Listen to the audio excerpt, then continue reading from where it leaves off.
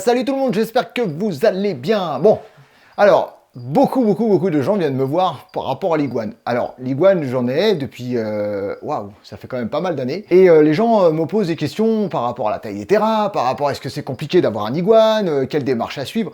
Déjà, premièrement, on va rentrer tout de suite dans le système des démarches. J'avais même fait une vidéo que tu peux aller voir sur YouTube, comment faire une démarche au niveau de la préfecture, parce que tout est sur un site directement, tu n'as plus qu'à donner les informations, savoir si tu as des connaissances, remplir toutes les cases, remplir les lignes, enfin il y a des trucs à faire, c'est quand même pas très compliqué. Si tu t'es un minimum renseigné, franchement c'est assez simple. Enfin, moi je dis un minimum, mais vaut mieux que tu sois hyper renseigné parce que c'est un animal qui n'est pas à prendre à la légère, comme tous les animaux d'ailleurs. Mais l'iguane est quand même assez compliqué parce que, enfin, je vais t'expliquer. Donc, tu remplis déjà ça, tu fais une demande préalable de détention à la préfecture, et ensuite, une fois que tu as l'autorisation, soit tu as déjà réservé l'animal, soit tu vas aller trouver un animal qui te plaît. Bon, si tu veux certaines boutiques, bon, moi, vu les déboires qui m'est arrivé, je les conseillerais pas parce que, franchement, ça laisse à désirer. Mais après, voilà, il y a plein de revendeurs d'iguanes qui vendent des iguanes de très bonne qualité, sans te retrouver chez le veto tous les mois, 2 mois à sortir des billets parce que l'animal... Alors là, souvent on parle du terrarium. Le terrarium, comme tu peux le voir, ici, là tu as Maya, donc mon iguane rouge albinos, salut Pépère. Donc ici on est sur un terrarium qui fait 1,80 m sur 1 m sur 1,40 m de haut. C'est plutôt un terrarium que je dis de saison froide, parce que je préfère le mettre en extérieur l'été, quoique là il fait tellement chaud que j'ai préféré, bon ça c'est les conseils d'un vétérinaire, donc je préfère les écouter parce qu'ils sont quand même beaucoup plus calés que moi, qui m'a conseillé de le rentrer. Bon, la pièce il fait quand même 23-24 degrés, ce qui est quand même bien. Donc c'est aéré. Il faut savoir quand même qu'il a quand même la possibilité de sortir, de se balader dans la pièce. Ça fait à peu près 10 mètres carrés. Donc c'est largement, puis la pièce est ouverte. Quand je suis disponible et quand je suis présent, en général, mes iguanes sont souvent en liberté, voire quasiment tout le temps en liberté. Lui, il est quasiment tout le temps en liberté parce qu'il est costaud, il sait où il va, il sait ce qu'il vit. Enfin, il sait se balader tout seul. La petite qui est juste là, donc dans un intérieur un petit peu plus petit, enfin beaucoup plus petit parce que bon, elle n'est pas le même gabarit. Elle, je laisse fermer parce que je préfère. Il est aussi, tu vois, comme tu peux le voir, il est très aéré en haut. Là, on est sur un terrarium, que je dis pas de bêtises, de 92 sur 52 de profondeur, sur 97 de haut. Donc pour un spécimen qui est quand même assez petit, tu vois, qui est encore pas mal, il y a énormément de place. J'ai enlevé la bassine pour la vidéo parce que c'était souillé, parce que comme il a tendance à chier tout le temps dans l'eau, tous les 2 jours, je lui change la bassine d'eau, donc on va lui remettre pour lui avoir un bassin. Moi, j'ai un iguane qui ne va pas souvent dans l'eau, donc après, il y a des gens qui me disent « Ouais, le mien, il va tout le temps dans l'eau, pourquoi tu mets pas de bassine ?» Alors, il y a une bassine, mais il y va très rarement, voire pas du tout. Elle y va, donc... elle a fait tomber de la salade, moi, c'est pas grave. Elle y va très souvent, donc elle en a une aussi. Lui, il est moins. J'avais mon iguane bleu qui, lui, voilà, qui s'appelait Léon, qui lui y allait très souvent. Lui, Maya n'y va quasiment pas. Donc après c'est un choix. Donc c'est un, comme tu vois, c'est un terrarium, un terrarium qui est assez espacé en termes de dimension. J'avais mis des plantes, j'avais mis de la déco, mais ça dure tellement peu longtemps que j'ai laissé tomber. Pour les gens qui me disent ouais, tu devrais mettre des vraies plantes, c'est beaucoup plus joli et tout ça. Alors ceux qui ont déjà eu des iguanes, ils vous diront que c'est totalement inutile et que ça sert à rien et que ça coûte de l'argent et que la plante va être massacrée en quelques heures. Ceux qui n'ont pas d'iguane et qui donnent des conseils, c'est plus joli avec des plantes. Même en plastique, franchement, moi j'ai essayé les plantes en plastique, soit il chie dedans, soit avec ses griffes, il arrive à me les découper, à me les lacérer, ça fait des petits filaments de fibres plastiques, ce qui est assez dangereux. Donc c'est un animal qu'il ne faut pas prendre à la légère parce que la morsure d'un iguane est très douloureuse. Ça te ravage, tu peux te retrouver avec des points de suture. Les griffes sont dévastatrices et je vous explique même pas un coup de queue d'un iguane. Je peux vous assurer que ça peut vous lacérer une cuisse et ça peut faire très mal. Voilà, après il y a plein de vidéos qui tournent sur internet où les gens se font mordre et tout. Bon, moi j'ai même une connaissance qui se fait mordre la main par un iguane qui était quasiment, je vais pas dire apprivoisé parce que c'est pas le mot, mais quand on voit les points de suture qu'il a eu, que du jour au lendemain son iguane, alors il s'est retrouvé à se faire mordre pendant la période de repos, donc par la période de rut, je sais pas si on dit rut pour les iguanes, il s'est fait lacérer la main. Maintenant, il le manipule qu'avec des gants. Après, voilà, c'est un animal qu'on ne prend pas à la légère dans le sens où c'est un animal qui peut être potentiellement dangereux. Si tu veux un animal, alors moi j'aime pas trop ce mot, mais manipulable, alors je parle pas de faire des câlins, des bisous comme on voit sur internet, sur certains TikTokers, influenceurs à 2 balles où on les voit faire tout et n'importe quoi avec leurs animaux. Ça reste un animal sauvage, donc faut faire attention, faut s'adapter à lui en fonction de ça. Si tu prends par exemple un iguane qui est atteint d'albinisme, donc avec les yeux orange ou il y a des binos T+ et T-, donc on peut avoir les yeux un peu normaux. L'avantage c'est que comme ils ont une mauvaise vue, ils vont pas chercher à te sauter dessus, à te mordre ou quoi que ce soit. C'est très très rare. Moi personnellement j'en ai jamais entendu parler, pourtant je côtoie énormément de gens avec des iguanes. Que ça soit professionnel ou amateur, que ça soit en France ou à l'étranger, plutôt à l'étranger parce que je trouve qu'au niveau des renseignements, au niveau de l'approche et au niveau, je sais pas, les gens sont beaucoup plus bienveillants, je trouve, dans les forums étrangers qu'en France. Je trouve c'est un peu dommage.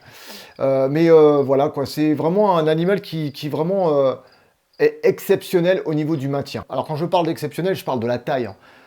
C'est une grande structure. Alors il y en a qui font des grandes structures. Alors c'est vrai qu'on a changé d'école. Moi, quand j'ai commencé les iguanes, il y a quand même pas mal d'années maintenant, on parlait d'un terrarium minimum de 2 mètres, 1 mètre par 2 mètres pour un iguane. Alors, pour un iguane, je dirais bleu, rouge, vert, pourquoi pas. Voilà, si tu as la structure, de la place pour le faire, pourquoi pas. Je dirais plus c'est grand, mieux c'est. La différence, c'est que, alors pour les juvéniles, on conseille plutôt d'un terrarium de 90, 45 par 90 pour démarrer, ou dans cette taille-là. Bon, ça, c'est fait maison, hein, donc après... c'est un peu différent. Mais pour ces spécimens, moi, ça m'a été conseillé par un vétérinaire, il faut éviter de mettre trop de hauteur. Pourquoi? Parce que surtout quand tu as un animal juvénile ou quand tu as un animal qui a une très mauvaise vue, ça évite que lorsqu'il tombe, qu'il se luxe. Lui, ça lui est arrivé quand il était plus jeune. Quand il était en volière, il est tombé. Il a pas réussi à s'attraper à la branche parce qu'il n'a pas bien cerné où était la branche, quoi que ce soit. Il est tombé, il s'est luxé l'épaule et donc pendant plus de 3 mois, il est allé chez le véto avec donc antidouleur, anti-inflammatoire et tout ça, et donc avec un suivi et tout, parce que sa patte, il ne se servait plus du tout de sa patte. Ça peut arriver, hein, des blessures, des accidents ou quoi que ce soit, donc à nous de faire en sorte que ça comment dire, il y en ait le moins possible. Donc moi, pour des iguanes juvéniles, des iguanes qui sont atteints d'albinisme, j'évite de trop conseiller de hauteur, voilà. Et pour les petits juvéniles, quand je vois des gens qui mettent des juvéniles, mais vraiment des petites crevettes dans des terrariums qui font 2 mètres de haut, même s'il y a plein de branches, voilà, ça reste un animal qui est quand même assez petit, fragile. Donc, ou alors, ce que tu peux faire déjà pour limiter les dégâts, c'est rajouter de l'épaisseur. Là, j'ai 8 cm d'épaisseur. Là, j'en ai presque, je sais plus combien j'en ai là, 8 ou 10 cm d'épaisseur, pareil. Au niveau du substrat, c'est très très très important de choisir ton substrat. Il y a plein de sortes, hein. Tu as des copeaux, t'as comment dire, des éclats de copeaux, de la paillasse. Il y a plein de substrats différents. Il y en a qui mettent de la moquette, parce que la moquette, c'est beaucoup plus facile à l'entretien. C'est quasiment à vie, hein. Une fois qu'il a fait dessus, bah, tu la rinces, tu la mets dans la douche, tu nettoies tout. Bon, bah voilà quoi. Moi, je suis plutôt partisan pour de vrais sols, parce que l'avantage c'est que quand tu l'humidifies, ça garde l'humidité. Après, comme je disais, pour la fabrication du terrarium, c'est vraiment libre à chacun, c'est vraiment une question d'esthétique. Moi, ce sont des palissades extérieures que j'ai achetées, donc l'avantage c'est que le bois il est déjà traité, voilà et tout, donc même si j'ai mis 4 ou 5 couches de vernis marin pour pouvoir améliorer la résistance dans le temps, quand tu vois que celui-là il a près d'1 an et demi, bon, il n'a pas bougé, j'ai pas un morceau de moisissure, il n'y a rien quoi. Donc j'ai fait aussi le terrarium de mon serpent qui est juste là, bon c'est éteint parce qu'il fait chaud.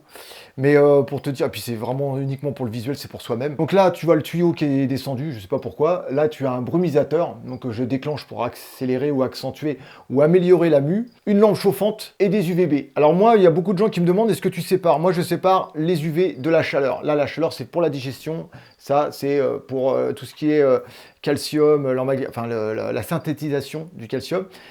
Pourquoi je sépare? Parce que si tu mets ton lézard, il ne veut plus d'UV parce qu'il en a marre ou qu'il veut plus de chaleur, malheureusement, il n'a pas le choix. Il va être obligé de partir. Donc, s'il a besoin de chaleur et que tu lui rajoutes des UVB, il n'en a pas besoin, il va se mettre tout.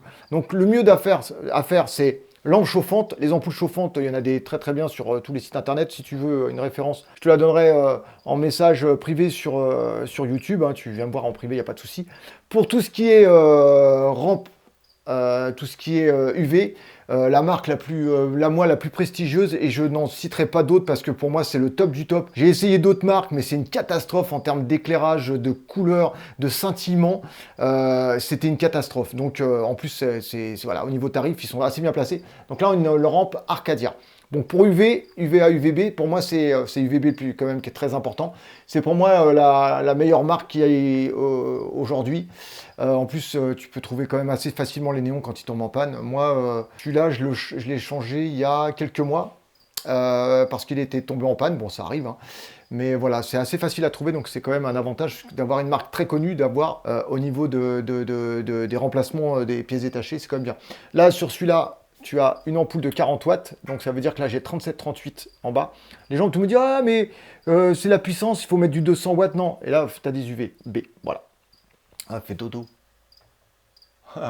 Les gens, tout le monde me dit, ouais, si tu dois avoir 38, 40, pourquoi pas mettre une ampoule de 200 watts? Mais les gens, c'est à vous de voir. Si vous avez les moyens pour vous mettre des ampoules surpuissantes et cramer votre bête, faites comme vous avez à faire. Parce que pour mettre du 200 watts ici, ou 180, ou 120, ou 240, je sais pas combien, il faut que tu mettes l'ampoule très, très, très, très, très haute.